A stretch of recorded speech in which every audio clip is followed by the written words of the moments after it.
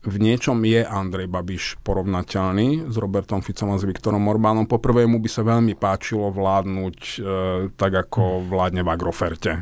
Čiže absolútnou mocou s tým, že zodpovedá sa iba sám sebe.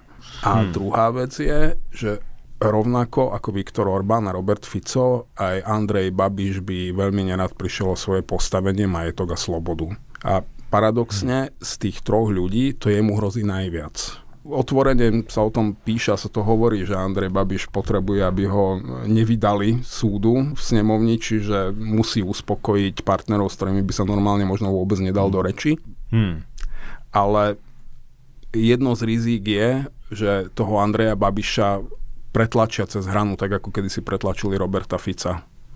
Že prinútia ho vlastne hľadať útočisko v autoritárskom režime pod ochranou nejakého šialeného režimu typu Rusko, Čína, pretože Andrej Babiš nemá v politike žiadne politické ciele. To je úplne jasné. On nemá žiadnu ideológiu a on nemá nejakú politickú víziu Česka, že do roku 2040. On si naplňa v politike výhradne svoje osobné záujmy a ciele. A pokiaľ jeho osobným záujmom bude, že nechcem skončiť v base a chcem mať ešte viac peňazí, tak bude schopný urobiť čokoľvek, pokiaľ ho nejaké brzdy a protiváhy nezastavia.